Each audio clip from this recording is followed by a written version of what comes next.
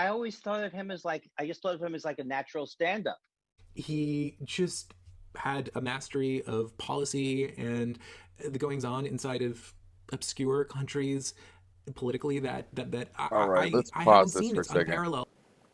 Okay, I was just doing some tests there. So I'm a bunch of the way into a tribute to Michael Brooks, who passed away, and yeah, I'm sad about that. I was sad. I think he had a lot of potential.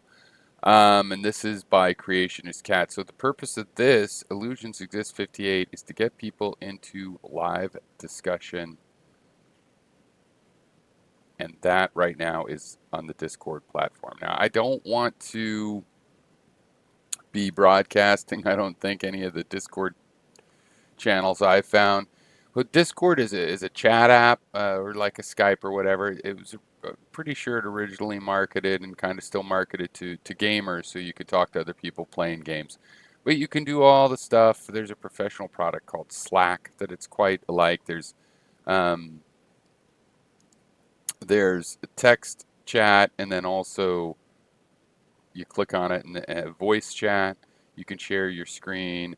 You can share video if you want, and we should be able to rebroadcast it with OBS. But I don't want to just sit here and talk while I publish what publicize this public link. Now, in the comments, the chat, you should be able to see, and in the description, a 12-hour, well, 11 plus now, hour link to join Discord. Discord is a piece of software if you have to download, and it's free.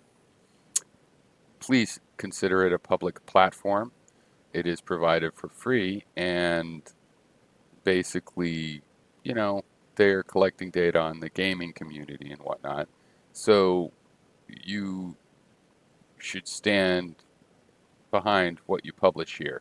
And for example, I'm planning to record and or publish conversations we have here.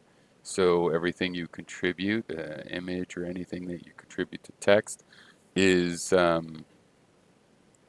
it's basically submitted to the public domain. We'll be creating more rules about things like that. Not everybody can necessarily drop an image, but for right now, basically you come in and it's pretty much open season. We'll make rules for the rule breakers. So having said that, I'm just going to go back to this video, which is a Creationist Cat's creator, let's say, talking about Michael Brooks, who just passed away, I believe, what was it, Monday? Yeah, or Sunday. And of the Majority Report and of his own show, The Michael Brooks Show. So here we go.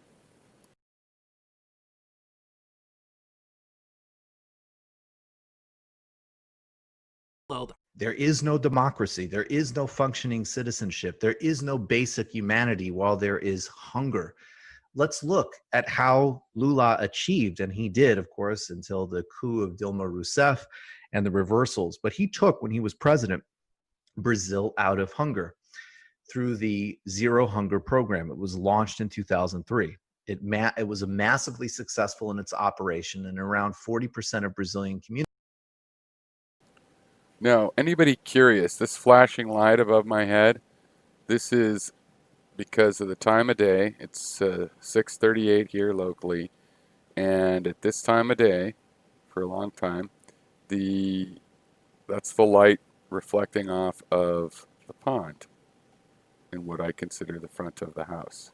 The road comes up to the back, according to me, if you're curious. Communities. Childhood growth stunting was cut in half from 1996 to 2007. It was a comprehensive program. No, I'm not going to play that whole clip, but it's just really amazing all of the facts that he has right at his fingertips. And also, what drives it is just this very confident intention and benevolent worldview that he had. And it's just really inspiring. This problem is still with us. It's relentless. It's relentless in the United States. It's relentless in the developing world. And of course, it increases everywhere, east, west, north, south, in the main, with the conditions of global pandemic and economic depression. But this is a choice. This is a choice that can be addressed through humane, compassionate, human-centered global policy. Let's do it. Let's demand a zero hunger pledge and a policy in action on all forms of basic poverty in the United States and internationally. I guess I'm just going to go ahead and play the Majority Report clip right now.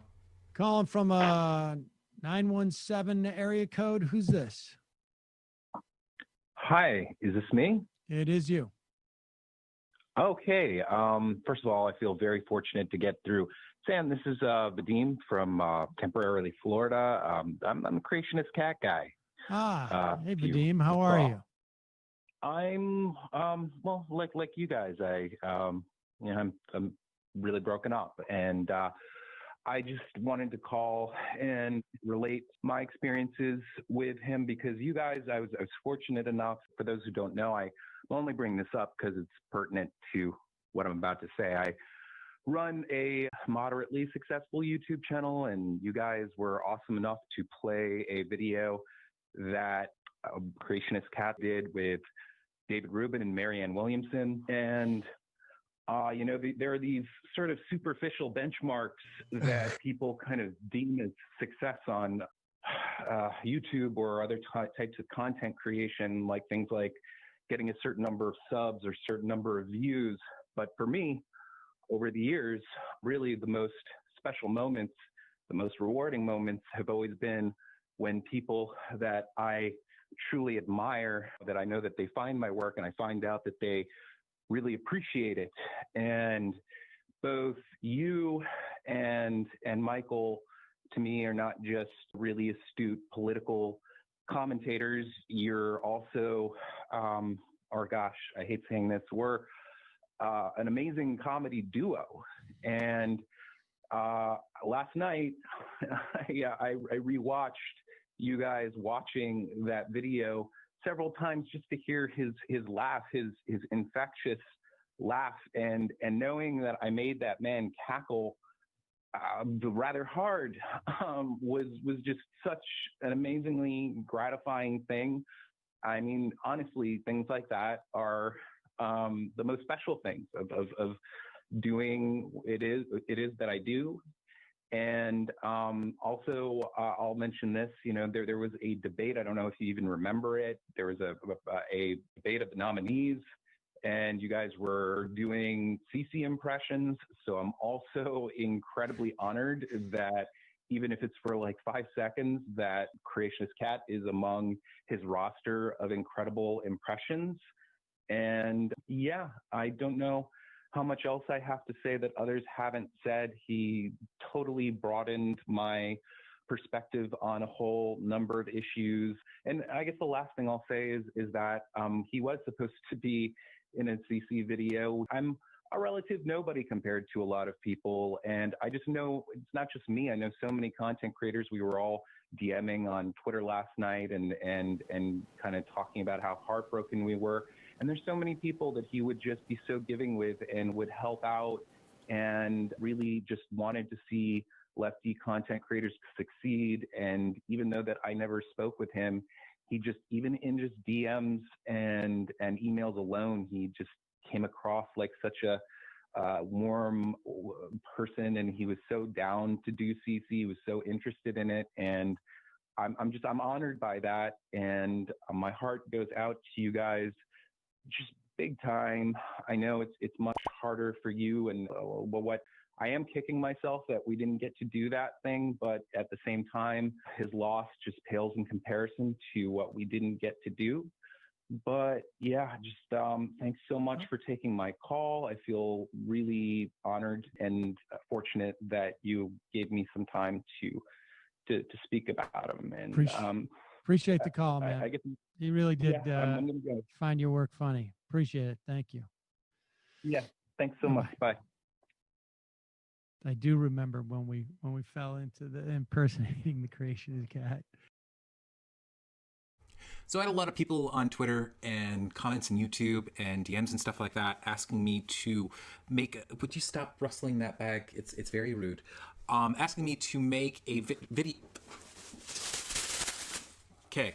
Asking me to make a video about this, and a lot of people said, "Hey, can you make it funny? Can you do that?" And I'm just really sorry. If this has been funny at all, it's been completely because of pre-recorded material that we had, and of course because Michael Brooks is hilarious. If you guys want to see something in that vein, well, the closest thing I can recommend is the Surfs did an outstanding video with several friends of Michael's. I'm gonna link that down below. Now, I totally don't mind you guys asking, but you gotta understand, this was me trying to do this part of the video earlier today. Could you make a funny video? Because this is a really tragic situation and I'd love to laugh about it. And I can't do it. I can't. I'm not good enough to do it. At least on the fucking fly, man. I mean, like, that's tough. That's really tough. So yeah, that's totally not gonna happen. I hope you guys are cool with it. And I still have a couple more things to say. I wanted to mention that thanks to Michael Brooks and also Sam and I guess others on the Majority Report, but really Michael especially, he has broadened certain topics that I have been interested in. For instance, Sam Harris. He's this guy who I was into the Four Horsemen for a little bit when I first kind of discovered atheism or like popular atheism. And I kind of very quickly started thinking he was a douche, and I couldn't always put my finger on exactly why his arguments were so poor. And here's just one example of Michael illuminating this perfectly. His model of religion, which is basically I'm just gonna go get literalist coffee in a text sec. reading, is a really unsophisticated one. So if you're trying to figure out what's happening in the Middle East, and your main metric is the Quran and the Hadith, you are going to have a profoundly limited, delusional, and wrong-headed perspective by definition. You are not going to be taking in all of the variables you need to take in to actually have a fully integrated understanding of this. Now, as an example, you want to talk about the Qatari government. Why does Qatar, allow funding for groups like ISIS and Al-Qaeda to move through Qatar, at the same time host a U.S. military base, have relatively nice backdoor relations with Israel, and sort of pivot against Saudi Arabia, even though they're another sort of Sunni Gulf state? It's really simple. It's because Qatar is a small island nation with an enormous amount of wealth that's playing a sort of multi-pivoted game to keep themselves insulated and protected from their immediate neighbors, and they're trying to strike alliances and calculate geopolitically as best they can. The reality is there's still sweeping, broad claims about the nature of Islam and Muslim politics, which doesn't take into account these broader regional, strategic, and geographic questions, which are really the core drivers. That goes on for a while, and all these videos are linked down below. Every minute of that video is excellent. I think it was 2014, and it's still such a vital video. It's such a great critique of Sam Harris to this day that I think a lot of people should check out. Anyhow, we're still left with this age-old question. How do you get to a place of less suckiness? And I don't have a great answer for that, but I think that probably the best way to start would be to just ponder a lot of his core principles and the reasons why he did what he did. So I think the soul of the Democratic Party is in some respects what we choose it to be. Is it Bill Clinton? Or is it, Fannie Lou Hamer? Right? These are both parts of the soul of the political party in this country that is the potential vehicle of labor, of the left, of justice, of love, of dignity, and so on. So I choose to have a certain vision of the Democratic Party because I want to make that enacted and real in the world. So I think we have to, and that is why it's important. For all of the flaws and all of the complexities, we need to own the FDR traditions to the ways in which it was liberatory. We need to connect it, obviously, with people like Debs or Lincoln who weren't Democrats, and I think we need to globalize it. I think I just came back from interviewing President Lula in Brazil. That's the soul of the Democratic Party that I want. And so I think that's what we're trying to do. I think we are trying to, this fight is not only material, it's ideological, and it's for a certain ethic. And On the left, we're not necessarily comfortable with talking like that, but you put it in the question, so there it is. Yeah, he was pretty smart, I Yeah, think. thanks so much, guys. Solidarity. Cheers. Definitely Canadian. Could tell that. It's like, "Oh, I'm not looking to get people to do anything crazy with their day. Just we had a bunch of Nazis just thrown off of YouTube for no gosh darn reason. But anyway, sorry to take up too much of your time.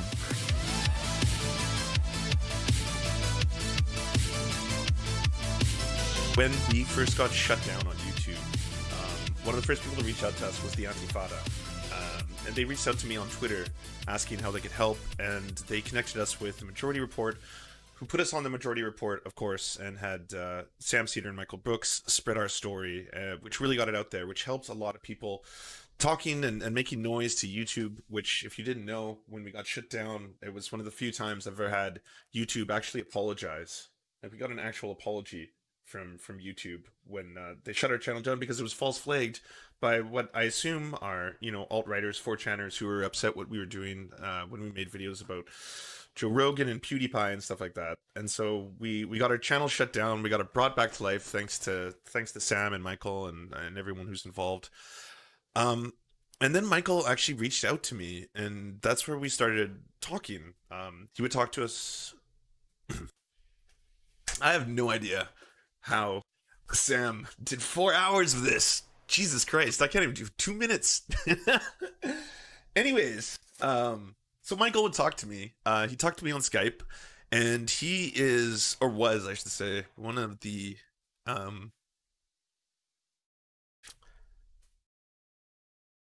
he did say actually, it was the last conversation we ever had, that he wanted to concentrate on bigger picture stuff, on like, the guy was just a lightning rod.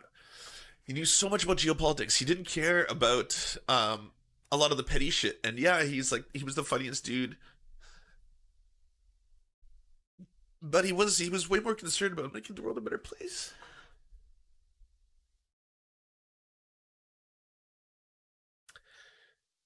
Man, Blue ribbon. When you're looking for something to do, Make that something new. grabs the paps, This is your cue. grabs the paps, ribbon of blue. What do you grab? Grabs the Pabst, grabs yourself a Pabst. The jagged mountains and rolling rivers are calling. The secluded trails and abundant forests are calling, just like they have been for over 2 centuries.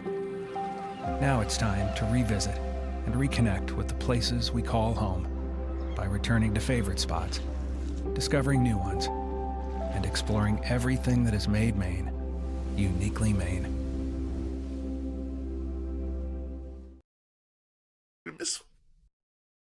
Solidarity. Cheers. Definitely Canadian. Could tell that. It's like, "Oh, I'm not looking to get people to do anything crazy with their day. Just we had a bunch of Nazis just thrown off of YouTube for no gosh darn reason. But anyway, sorry to take up too much. that's him impersonating me. That's a Michael Brooks impersonation of me. A couple of gosh darn Nazis. Anyway, sorry to take up too much of your time. Good impression. Fuck you. Well, first time we met at a bar, but see above, right then, it was he started steering things to just like meeting for dinner at this Italian restaurant, which, since I think he's maybe in danger of being posthumously turned into a plaster saint, I will say that he, I will say that he was never once not late, to dinner, which was particularly funny.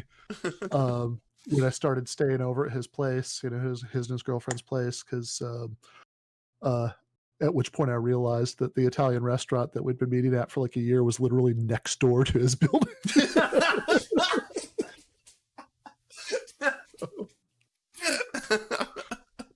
That's so funny. I don't know, I mean, he's definitely like, anybody, I don't know. I mean, I think anybody even just who listened to him, watch his show, has a sense of how funny he was, and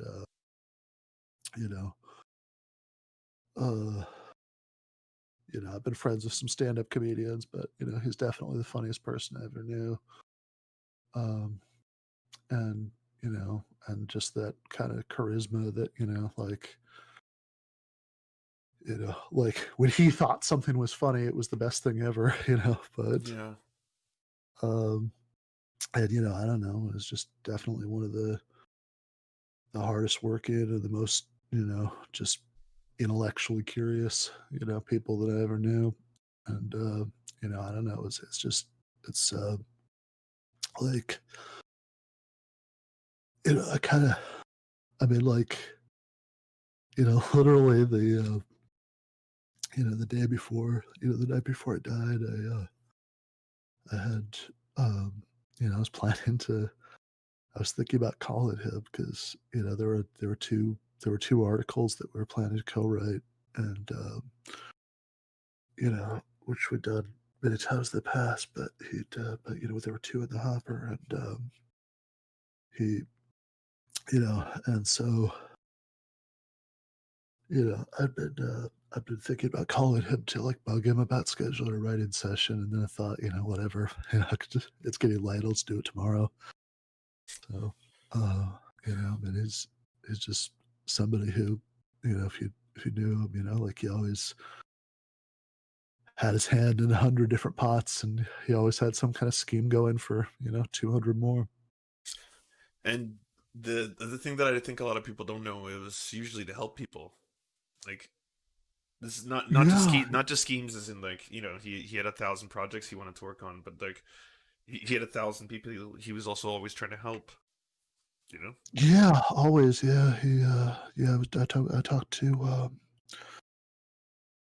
you know, I got a chance to talk to Feldman for a few minutes, David Feldman, you know, for a few minutes late last night, and you know, and he was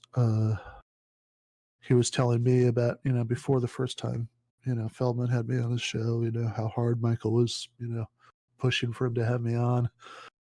And, you know, again, that's very representative, you know, everybody all the time. And like, you know, even, yeah, if you were his, you know, yeah, I mean, if you were his friend, he would always go to bat with you for you on everything. And then even like the people, you know, when I was doing the Jacobin podcast earlier, you know, like Megan Day was saying, you know, like, you know, talking about when she first started going to his show, you know, that like, you know, the people that he'd invite on um, as guests or even develop as, you know, as contributors or whatever. I mean, like, it wasn't, you know, it wasn't the people, it wasn't because they'd written, you know, it wasn't because you'd written an article that a lot of people were talking about and there was buzz about. It was because you'd written an article that, you know, maybe only 50 people read, but he was one of them. He thought it was interesting, you know, and so he wanted to give you more of a platform,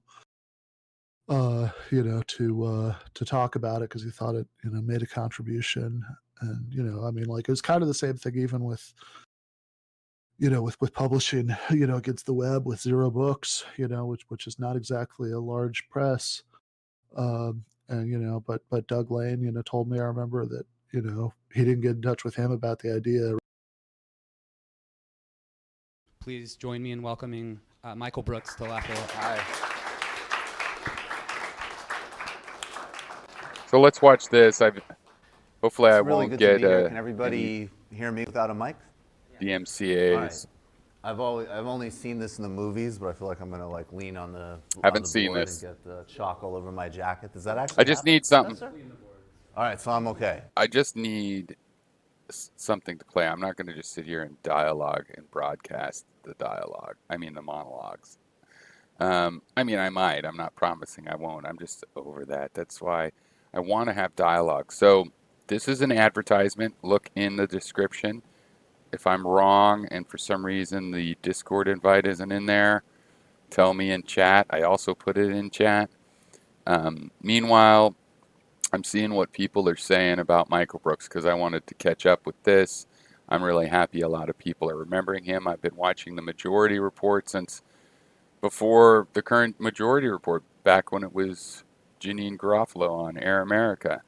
And I've watched it, God only knows how long, as soon as they were on YouTube, I think, pretty much. And, it's added up. Michael's been on there. This was going to be Michael's decade, I think. So it's going to be the Michael Brooks decade, the 20s. And hopefully it still can be. Let's see what he had to say this day. So I'll keep these opening remarks relatively brief because I think it's always more interesting and fun if we can actually talk to and engage with each other. Unless you're calling into my show, in which case I keep the calls tight. So I want to hit on three themes. I'll talk a little bit about myself and how I came to be where I am. Briefly, it might be interesting. What this book is about and how it fits into the larger project. And I guess I will make a few-minute case for the candidate that I strongly prefer in this election cycle. So I have a pretty unusual background in some ways, which I guess is appropriate for unusual times. My parents were hippies, and they left New York when I was very little. They were totally broke, to be honest, and we sort of fled to Massachusetts in the kind of middle of nowhere, and or felt like the middle of nowhere. It's not actual middle of nowhere, but that's what I thought as a little kid. Like, can I swear? Sure. Like, why the fuck are we leaving New York? This is so boring. And they were very influenced by the counterculture. And I was homeschooled, and it was very self-directed. So I won't get too much into that. I think there's advantages and disadvantages to going that route. But one advantage I did have was I was able to do a lot of reading and a lot of very self-directed reading in any area that interested me. And I happen to be very particularly interested in, when I was middle school, teenage age, I got very entranced with politics, specifically movements in the 60s around civil rights and how they connected to global rights. And that led to my interest in international relations, Latin America, and so on. I ended up going to Bates College and studied international relations, and I spent time. So, Bates College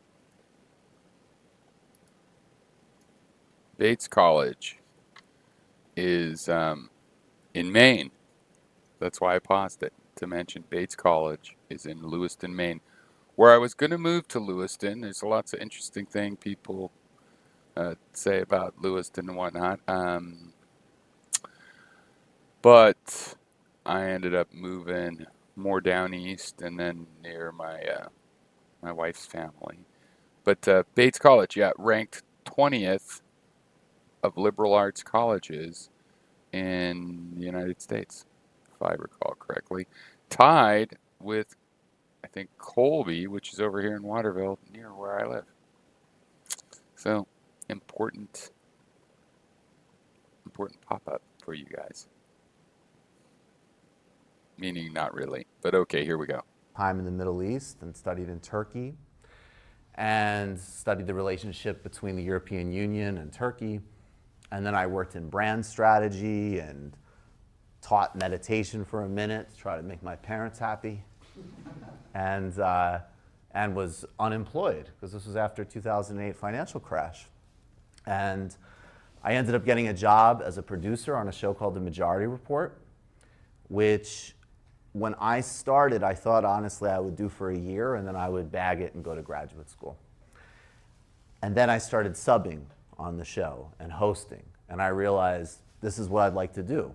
I never thought I could do it. I never thought there was any path to making a living in media, let alone in television hosting. I didn't have the resources to go do a bunch of summer internships. I didn't even know how one did this.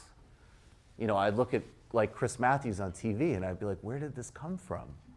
How does one do this? You sit around, Capitol Hill and beg people for internships, and I guess a couple decades later, you're literally perched on TV talking nonsense. a lot of opinion. So I launched my own show a couple of years ago, and I focus a lot on international affairs. And I definitely would call myself and am a democratic socialist, which is, you know, a trendy term now. And we try to actually bridge that with some very, very important kind of Marxist frame for understanding the world.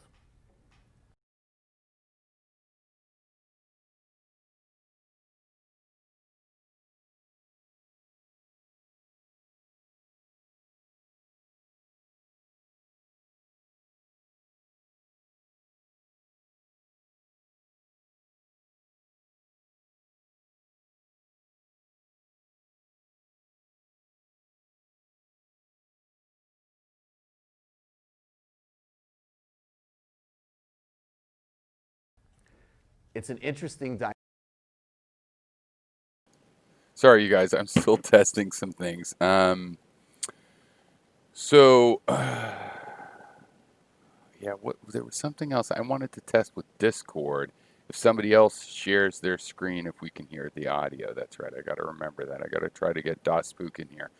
Barklord is somebody I would like you to accept the invite and go ahead and use Discord. Pretend you're in the public square and you have nothing to worry about.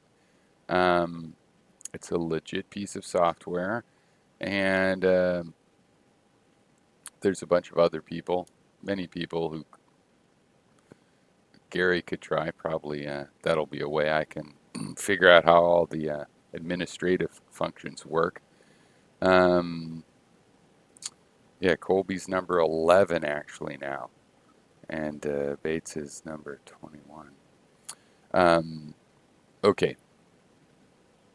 Okay, I'm going to do a test, but I'm going to just play this audio so it'll continue, so don't worry.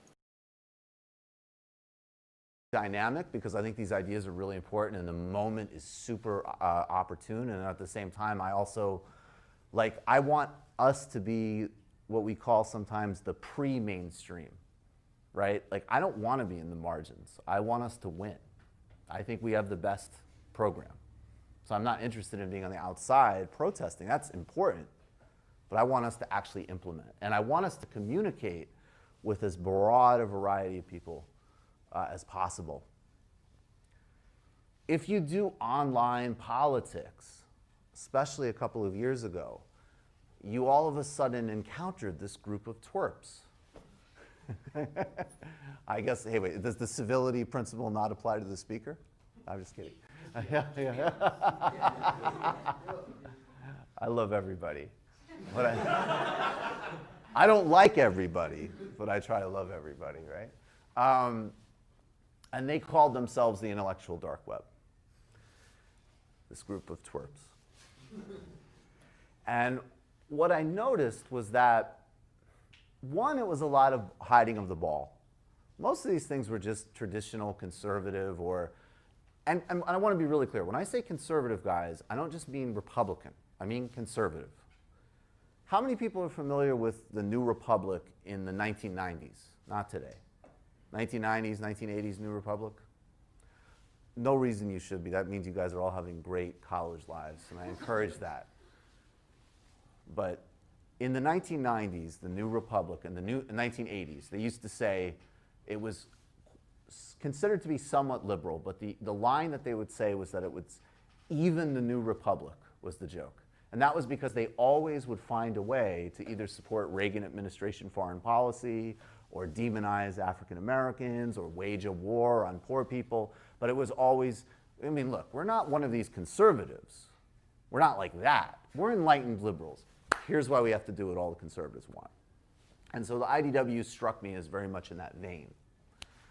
And so I did videos and I debunked and I, you know, had to listen to Sam Harris kind of drearily talk about Islam, and, you know, and Jordan Peterson has his,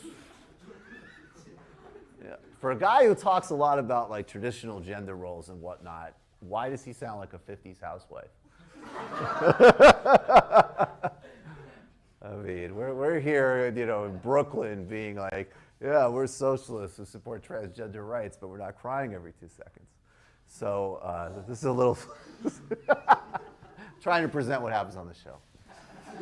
So we did that content, and Dave Rubin was, I mean, come on, right? It's just, I almost feel bad at this point. You know, he was just this kind of like, I don't know how many of you are familiar, I hope. Actually, how many people are generally familiar with these kinds of figures? Yeah. So it's really, you're lucky. So it's really sort of inundated.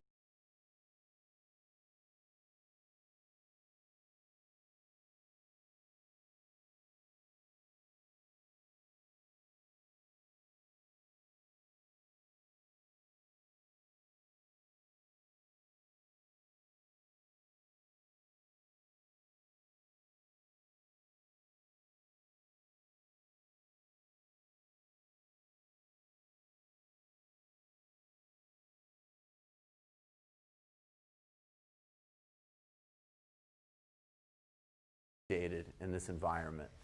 And, you know, Dave would just sort of stand, you know, just sort of stare blankly into space. And, you know, Sam Harris would be like, it's really, you know, it's like Nazi Germany because blah, blah, blah. And he's just like, wow, it's like Nazi Germany, okay. And then people would come with you and they go, these ideas are so important. And what's interesting is in the process of writing this book, because you have to make it bigger than these people. Like this particular scene and act of self-branding is already almost over, and I didn't write the book in time for it to be in the zeitgeist that way. But the arguments that they're using, this is what you're going to see from every single right-wing movement in the future or center-right movement in the future that does not explicitly identify as nationalist or alt-right. The arguments that they're making about why capitalism just is, that's science. Why we're not promoting racism or sexism, but we are very interested in some extremely antiquated ideas about scientific differences, quote unquote, right? So what you're seeing in these arguments, and I'm just going to bring in 2 other things because there's a lot to cover here and I can kind of get lost in the weeds. A basic difference, I would say, between left and right is the difference between historicizing and naturalizing. If you're on the left, broadly speaking, you look at things and you say, what are the historical, material reasons why that is happening? If you're on the right, you say that is what it is. Now, paradoxically, this is actually a reason why right now there's a lot of conflict between people who are more socialistic and people who are more like woke, quote unquote. Because their moral dimension is better. Look, America is a racist society is correct. Acknowledging that truth versus denying that truth is a major difference, no question. However, if you read Adolph Reed, who's one of my intellectual heroes, I really hope everybody is reading him, he will tell you why racism and white supremacy is a multi-generational project in America that depends on economic conditions, that manifests in different geographies, that is inseparable for how we produce and do capitalism. And actually, it might become separable, right? Whereas some people who have a woke discourse, it just is. It's the religious foundation of America. There's no difference between any different historical periods. It's just this moral block statement. Does that make sense? So some of these critiques can get really subtle, and that's actually what started to occur to me with the IDW and dealing with the right, because these guys were exploiting a lot of weaknesses. They were coming in and they were seeing people, you know, look, if your pop culture diet, and let's say you're an alienated young man, which is the primary audience for these guys. That's just market demographics. That's not a moral statement. I did some brand work. This is just like you're looking at your demos. You're alienated. You don't feel powerful. You probably have a lot of actually very valid complaints in your life. You flip open say some, you know, mediocre, bougie website that you think is the left, and what do you have? Seinfeld's actually problematic, and you suck, and shut the fuck up, and this is a problem, and that's a problem, and this is this, and that, And then Jordan Peterson comes along and goes, no, actually, you're great, and you should have a government-provided wife to massage you. Now, and you didn't have people coming and saying, why? Why do you feel that you do? Right? So, because even in terms of relative privilege becomes in macro questions. Like in your personal behavior, yes, it's relevant. If you're walking around thinking you're the most victimized person in the world and you're not, it's obnoxious and it's problematic, sure. But in the big picture, nobody outside of an incredible, minute fraction of the population is doing better right now. Yes, you can talk about aggregate numbers and people have more washing machines and cell phones and blah, blah, blah. I know all of that. So please do save those questions and comments. Let's go more interesting. But inequality is rising. Alienation from the work you do is rising. Your ability to govern your own life is decreasing radically. And so you had people who were giving reactionary but constructive, proactive answers, and also empowering people's individual agency, which is funny as a socialist, I think is super important. We need a socialism that also has room for people's personal aspirations and ambitions and sense of making room for themselves in the world. We cannot make that wrong. And in fact, the only people that I really see making that wrong are usually very upper middle class bougie people. And I don't make that as like a moral comment. I'm talking like literally that's their position. They don't have to do that. You know, I could tell you as someone, and I don't want to melodrama my own experience, but it's like, I know what it's like to be pretty broke at times and have like the heat turned off or whatever. So you understand why you might want to read some type of Horatio Alger narrative, right? So the IDW had answers, and the right had answers, and the left had a lot of, the quote-unquote left, had a lot of moralism and condemnation, and not even that much nutrition. I think that is why, among many other things, including the really powerful social movements we have in the world today, and the very important ones on race and economic equity and so on, this is actually also why Bernie Sanders matters. Bernie Sanders is running a campaign that should be really basic and really obvious, but it's not, because we're not in basic and obvious. We are at a level of extreme, radical, and systemic inequality. And that's also where we are in terms of our phase of capitalism. Like, yeah, with a more liberal approach, you could juice it a little bit. You can, in fact, you could do a lot of what he's talking about. You can decommodify healthcare, you can make it a public good, you can say that the concentration of wealth cannot be this exactly extreme and ludicrous. But in the big picture, the room for new markets is shrinking. I mean, take away the morals of it. When we were going through the Industrial Revolution or the Consumer Goods Revolution, someone came along and said, hey, can you give me investment? Because I want, all of a sudden America's going to have a middle class, which was absolutely generated by government spending, let's be real, in the post-World War II. And I want, but I want to sell people dishwashers. Can I have some capital for it? Okay. And then millions of people will buy dishwashers. What phase of capitalism we're in now? WeWork was market value. SoftBank put billions of dollars into it's like a place where you commune, man. And that's partially because really there is a shrinking amount of untapped, like primitive accumulation, right? So what you have in Bernie Sanders is someone who has an inkling of a recognition of that. And he, by going out and talking about your student loans and how you're objectively materially fucked, is doing more to de-radicalize people in that discourse about online than almost anybody else in the modern scene. I also think foreign policy is really important. And in him, I see the only candidate who's willing to speak somewhat clearly about the Middle East, somewhat clearly about India. He called for freeing President Lula, who people should really look up. He was an extraordinary president who led Brazil, who lifted 40 million people out of poverty. And he almost certainly would have been reelected president in 2018 if there was not an illegitimate process that put him in jail. He was recently freed because the prosecutorial team was humiliated. I'm always happy to talk about that. So, and I had the honor of interviewing him recently in Sao Paulo. So, that's it, guys. I'm ready to talk. I just wanted to give you a little bit of a sense of where I was coming from. Awesome. Yeah. And thanks for having me. Thanks for having me.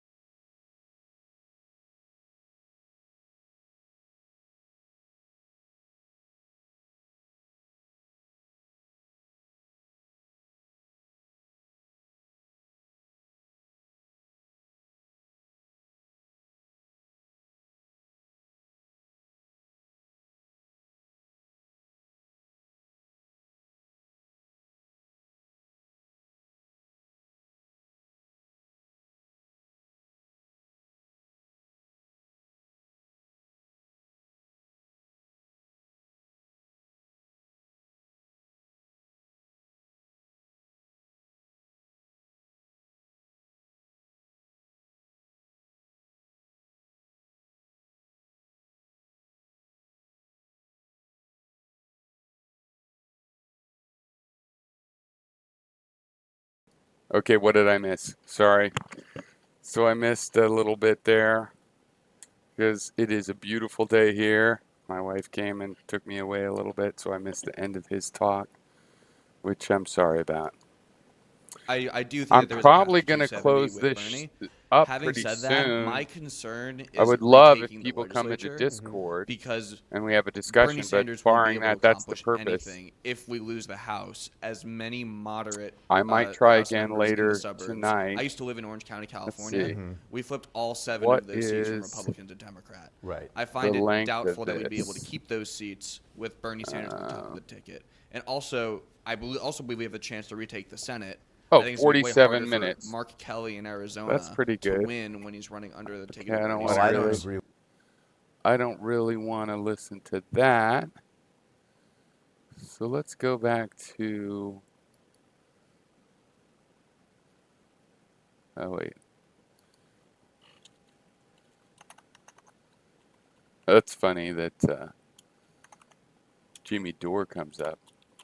He might, if I rebroadcast him, he might sue me.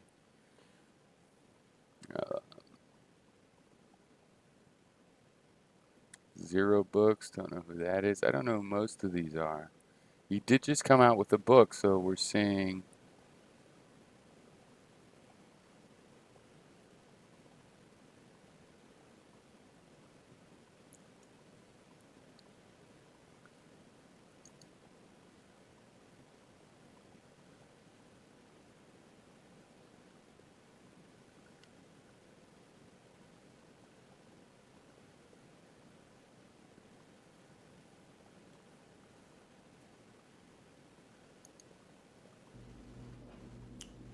Greetings, This guy sisters and was brothers. just recently interviewed by Michael Milton Brooks. Alimadi, publisher of Black Star News. I also host a weekly radio show on WBAI 99.5 FM radio here in New York City. I'm an adjunct professor of African history at John Jay College.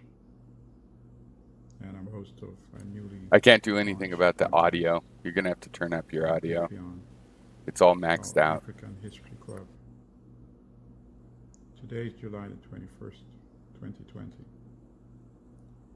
Yesterday, my good friend, Michael Brooks, passed away.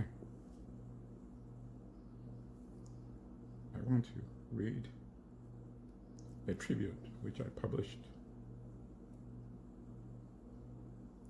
on blackstarnews.com. which is also my website. The headline is Michael Brooks, rest in peace, good brother. Thanks for shining light on America, the dark continent. On Monday morning, I overheard some music that triggered memories of my sister, Barbara Alimadi, whom I loved dearly and who passed away in April. Barbara was a freedom fighter, bravely battling 34 years of tyranny under Western-backed dictator General Yoweri Museveni in Uganda.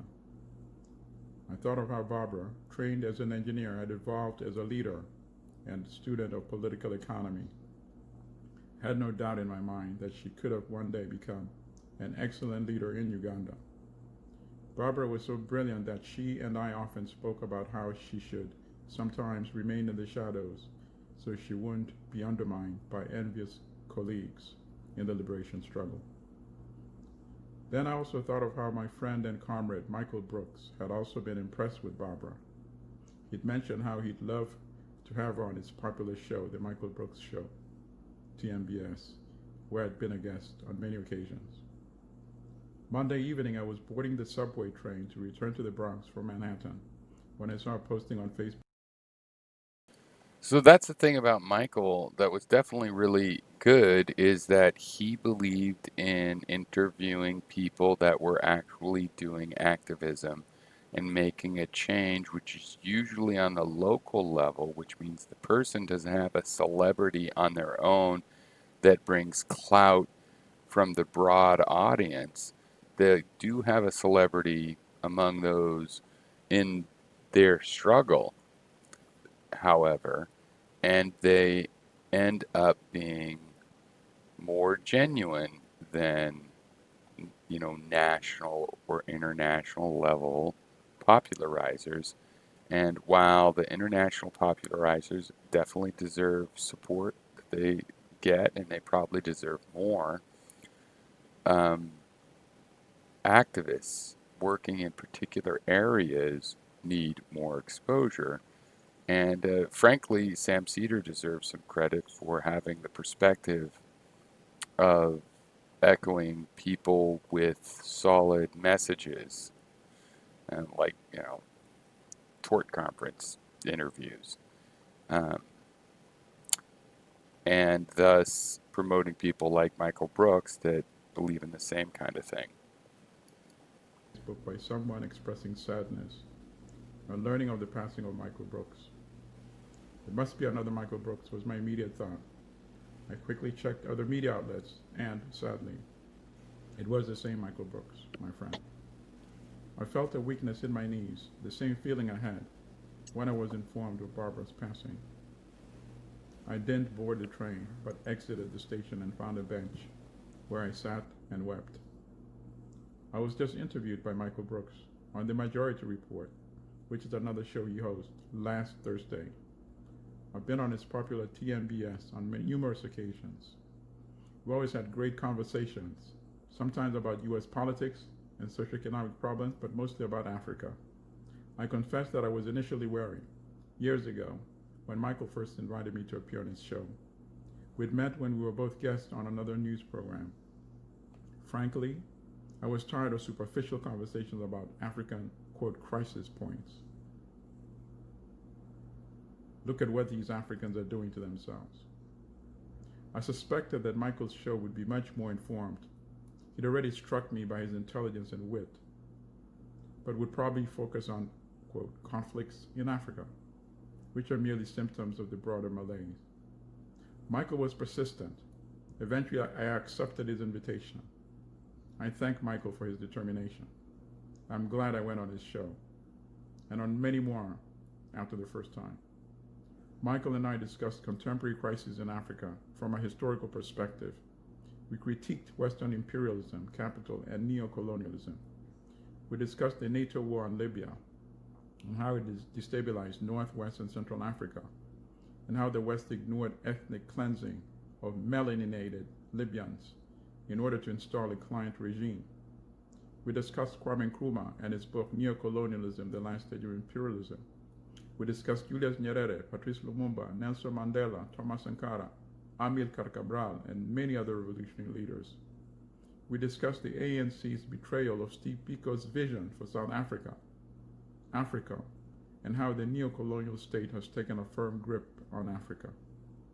Michael was always prepared and asked excellent questions. He allowed me the latitude to present long historical explanations. He allowed me to connect the dots. I was able to discuss how Africa in the 21st century was not much different than the Africa of the 19th century, when the continent was divided amongst the European powers of the day: Britain, France, Belgium, Portugal, Spain, Italy, Germany, at the Berlin Conference of November 1884 to February 1885. We discussed how Africa in the 19th century was turned into a plantation.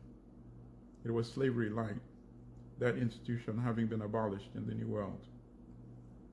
Under the European colonial regime, Africans became producers of resources, agricultural as well as minerals, that were shipped off to Europe, used to manufacture products which were then sold back at highly inflated prices to Africans. So each colony was a resource source for Europeans and a captive market of consumers. Africans were kicked off their land, which were seized and handed over to European occupiers, so-called settlers. How do you settle land that is already inhabited? Africans were progressively impoverished, while Europeans increasingly enriched. Even after so-called formal independence was won by African countries, the dependency relations continued under the neo-colonial system maintained today. Africans remained producers of raw materials and consumers of manufactured products from the West. Now, China too benefits from Africa's resources. The late Oginga Odinga summed it well in the title of his book from the 1960s, Africa is not yet Uhuru. Western countries maintain corrupt genocidal rulers in Africa, so long as they served as clients, allowing access to raw materials, markets, and renting the national army to act as a proxy of Western imperialism. Mobutu, who, working with the CIA and Belgian and British intelligence services, overthrew Lumumba and had him murdered, was maintained in power for 37 years. General Museveni has become the 20th century's version of Mobutu. African countries that try to chart a non-neoliberal economic regime are cut off from international capital. World Bank and IMF financing come with conditions that preclude African countries from building integrated industrial economic systems, an issue that the late Samir Amin always addressed. Leaders like Thomas Sankara, who preached Pan-African unity, food and economic self-sufficiency, were eliminated. Michael offered TMBS as a platform to discuss all these issues. Our discussions always generated excellent reviews. Every time I appeared on Michael's show, my Twitter followers increased by anywhere from 50 to more than 100. Michael also appeared on my Black Star News show on WBAI 99.5 FM radio in February to discuss his trip last year to Brazil. We had met and interviewed the popular former president, Lula. Michael was loved by his fans. I was once stopped at a Whole Foods store by a complete stranger. He first apologized, then asked for permission to greet me. Yes, we'd never met, but he felt compelled to say hi because he'd seen me on TMBS, he said. I insisted on a selfie video and tweeted it because I didn't think Michael would believe me. Another time, a Starbucks barista refused my money. Quote, anyone who's been on the Michael Brooks show doesn't pay in here, end quote, he said. I tweeted that encounter too. Michael and I plan to collaborate on a book. He suggested that we do a series starting with Lumumba and Sankara. He also encouraged me to launch a podcast. And as I announced on our last show, I just created Patreon/African History Club. His loss leaves me with a profound sadness. He was a friend, a brother, a committed and serious comrade, dedicated to playing a role in creating a better world by disseminating critical analysis. He allowed me to explain why and how Africa remains impoverished. Last week's show covered much ground. Here are Michael's parting words to me as he closed the show last week. Quote, Milton, we learned so much from you. I'm just honored. It's a pleasure. I enjoy it. Thank you so much. Stay safe. Stay strong. Be well. End quote. In return, I said, a luta continua. Stay well. Yes, Michael. Stay well.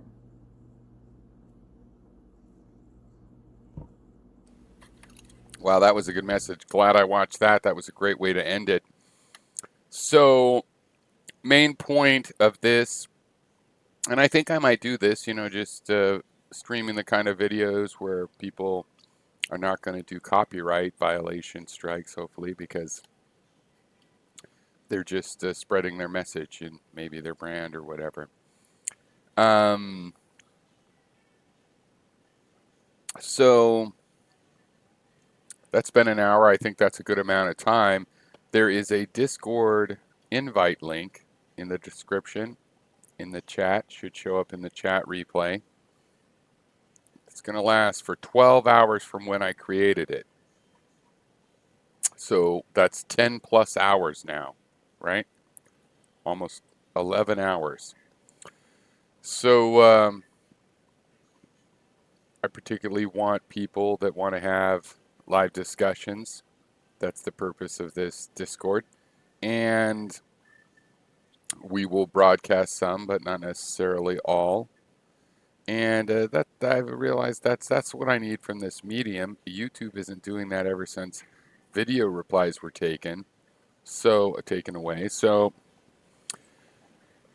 gonna try this. And I know some people are going to meet me on there and have conversations because I already know and converse with these people. But hopefully a larger group of people will show up and we'll see what we can do with our techniques of discourse. And it's not an open invite. The invites are only live for a certain amount of time. So the gate is open, and it's as open as can be. And then it closes again. So come in when the gate is open, and I'll see you on there. Cheers, everybody.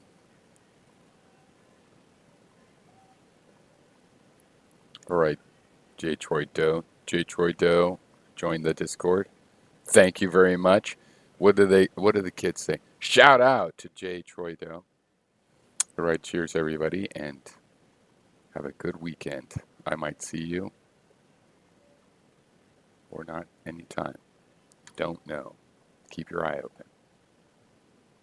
And your other eye.